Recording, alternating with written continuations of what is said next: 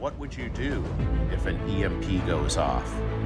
You're driving in the car with your family, and then suddenly your car dies. Everybody's car dies. Your phones all die. You and your family are left to fend for yourselves in the middle of nowhere and figure out how to get home. Your lives are now forever changed. Alright guys, Pistol Packin' Pilot back with another video. As you just saw in that intro, what would you do? How are you going to get yourself home, or even worst case, you and your family home safely should something happen and you are left stranded and helpless? So today we're talking about a get home bag, which is essentially kind of like a mini bug out bag. That's another way of thinking of it. And we're going to go through some of the stuff that I have in my bag that I am assembling for my family and I. We're going to throw it all together, and we will be right back. Stay tuned.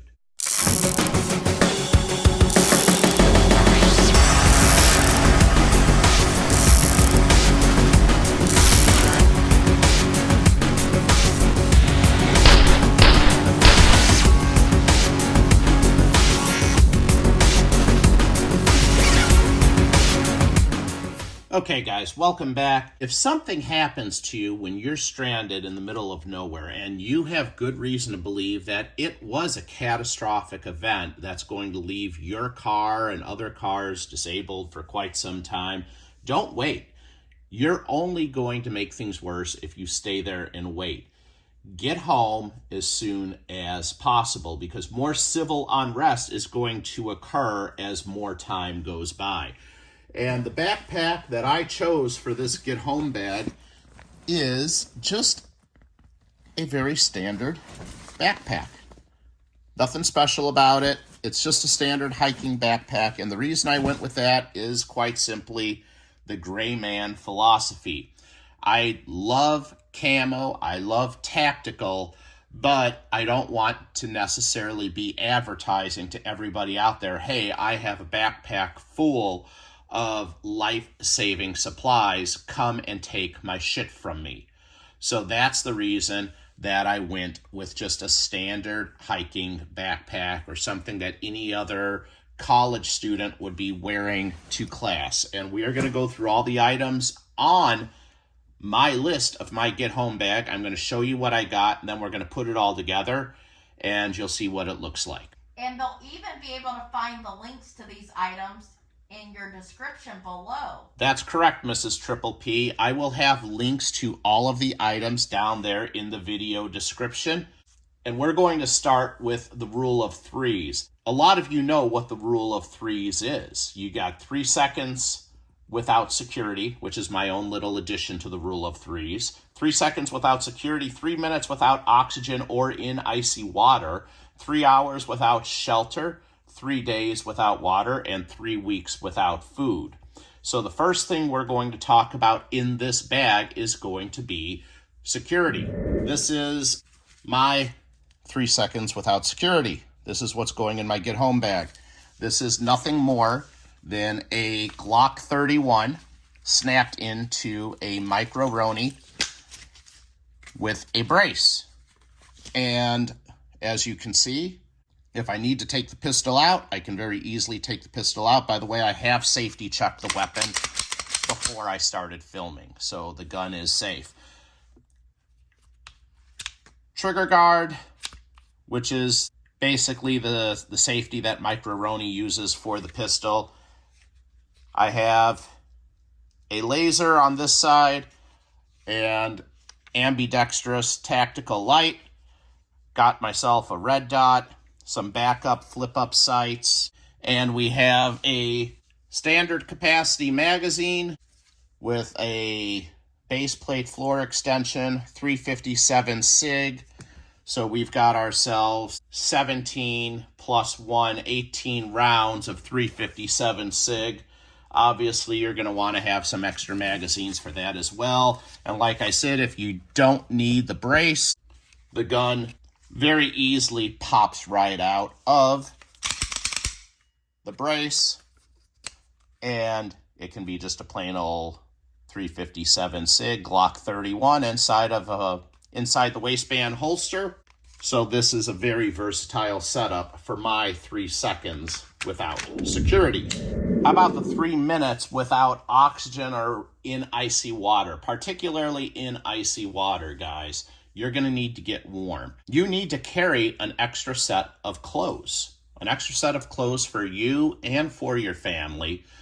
Just throw some dry clothes into the bag and a small towel to dry yourself off with. The sooner you get dry and warm, the easier it is going to be to avoid catching hypothermia. 3 hours without shelter, that is pretty self-explanatory, guys. I have 4 people living in my household, so I've got 2 of these survival shelters. Super small, super easy. They literally will take up 0 space inside of my backpack. Also, have yourself a fire starting kit. I have my fire starting kit inside of a dry bag. And actually what I'm going to do is take some of this stuff in the dry bag, well actually all of the stuff in the dry bag, and I'm going to put it into a double Ziploc baggie setup and then put that in the dry bag. So these things, these are some survival tinders. These things will burn extremely hot. Have your fire setup ready to go, and you've got instant warmth. Have multiple ways to start a fire, guys. Don't just rely on one method. 2 is 1, and 1 is none. Fireproof matches with some tinder.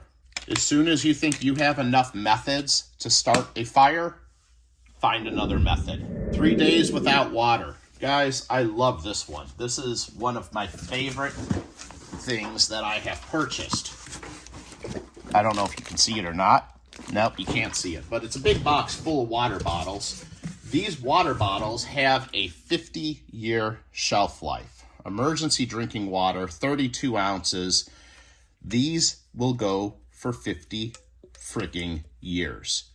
So I can take 2 of these, 3 of these, 4 of these, and I can put these inside of my pack. They're kind of heavy. Water has some weight to it, but here's the thing. If I put 4 of these in my pack, guys, and I drink 1 right before we start walking, my wife drinks 1, and my kids drink 1, well, that right there is 3, possibly 4 cans of emergency drinking water that I just eliminated before we even start our trek home. That's going to make the weight on my back that much lighter. So I don't care about how much the bag is going to weigh sitting in the trunk of my vehicle. I care about how much it's going to weigh once I actually strap that thing on and start walking.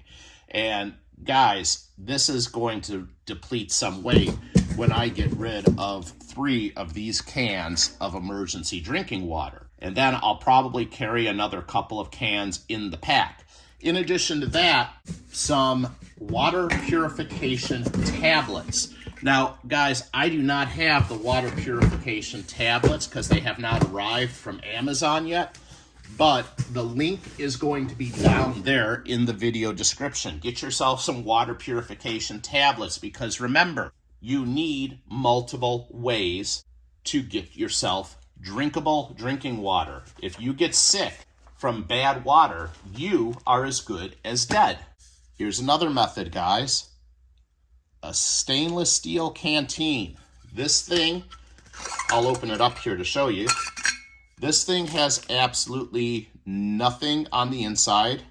So I can take this canteen and I can boil the actual canteen. I can put water in here and I don't have to do anything special to the canteen. That is actually perfect for being able to gather some drinking water, or rather some muddy pond water for that matter, boil it, and now you have drinkable drinking water. Finally, guys, this in my opinion is the best type of filtration device you can have, a Sawyer Mini. This thing can filter out pretty much all of the contaminants inside of dirty water, and you can literally drink right out of a freaking dirty pond with this device, and it's safe for up to 100,000 gallons. So I'm pretty sure my family and I will be able to find our way home before we use up 100,000 gallons of water. Again, multiple ways to get water. Water is the number one thing that's going to kill you if you don't have enough of it. All right, guys, now let's move on to the 3 weeks without food. You're going to need to have plenty of food to keep yourself nourished. Food is fuel, and one of the best things that I have found are these SOS bars. These things will stay good allegedly for 5 years, but they're gonna, I can tell you guys, these bars will be good for a lot longer than that. The way these are packaged, these bars will last for a very, very, very long time.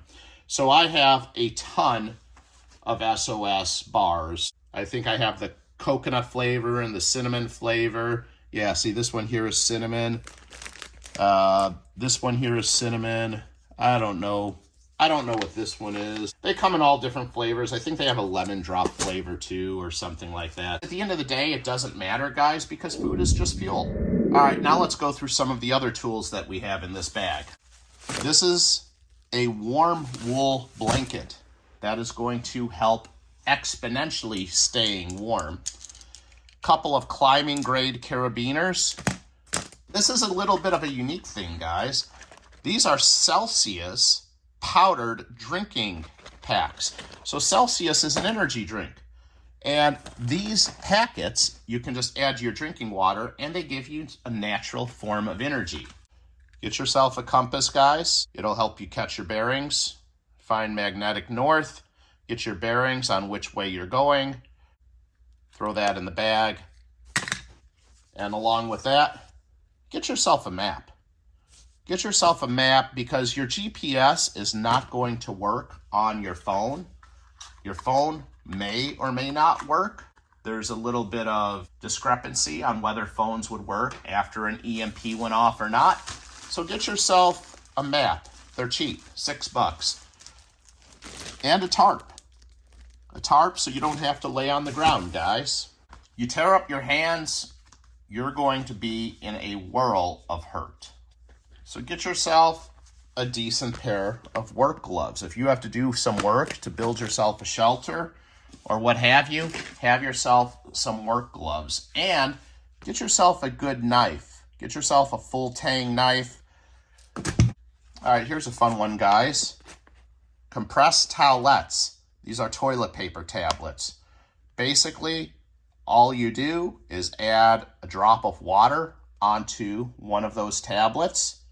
You wait 10 seconds. You watch it grow just like an 18-year-old on prom night, and you have yourself magical ass wiping medicine. First aid kit, there's a million of them out there. This is just one model.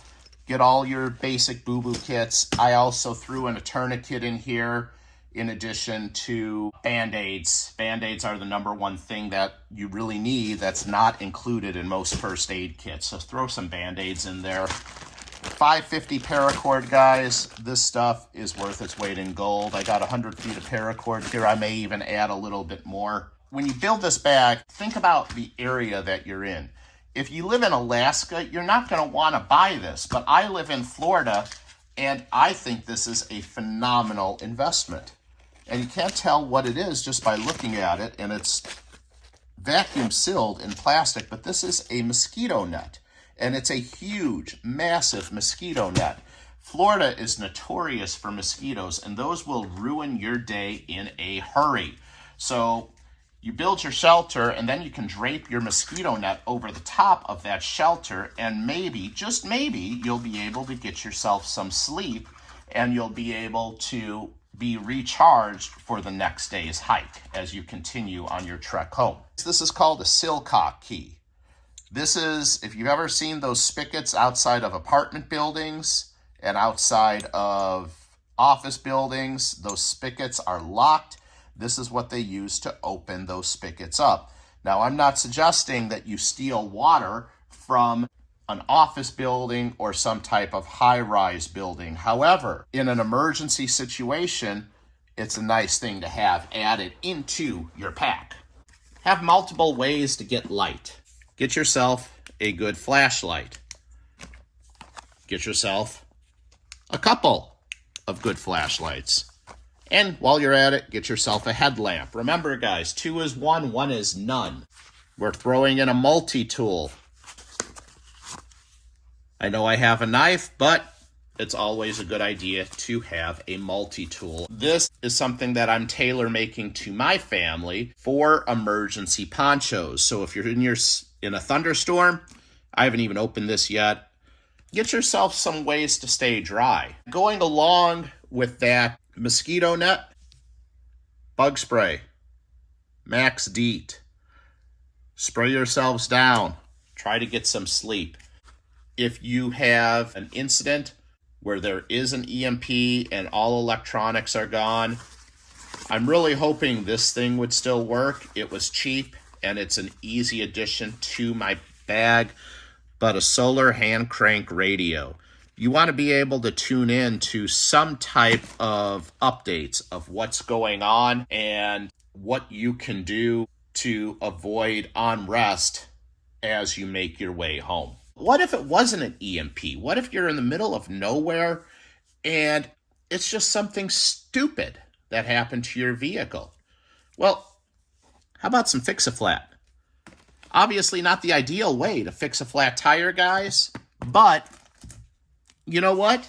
If you need to get home, you do what you need to get home. It's as simple as that. And the quickest way home is going to be to fix a flat tire, or even 2 flat tires for that matter, and continue your drive. All right, guys, and finally, here's the most overlooked item that people forget to put in a get home bag. If there's an EMP, you're going to need some green stuff because credit cards are not going to work, debit cards are not going to work, so throw some cash in there. If you can't throw in $500, well, then throw in $100. But have some cash into your get home bag because that is something you will likely need to replenish supplies before the entire world goes full-blown SHTF. So now, let's put all of this bag together. Let's find out how much this puppy weighs and take a look at it. Well, we've got the bag mostly put together. All of the supplies and the weight comes in with the weight of the bag at 36 pounds. That's what I'm going to be carrying on my back once we start walking. Now, the cost of this bag, including the bag, guys, we're right around $600. But remember, this is for a family of 4. You could do one of these bags easily for less than $300 if it was just you. Now, as often is the case, as you can see, not everything fit. With prepping, some things are trial and error, and I made a mistake because I bought a bag that was too small. That's not a big deal. I will buy another bag that's larger with a gray man philosophy that will hide all of the items much better than this bag does. That is an easy $30 or $40 fix, and I'm not too worried about it. So hopefully this gives you some ideas. Thank you for watching, guys. I am the Pistol Packing Pilot, and I am out. See ya!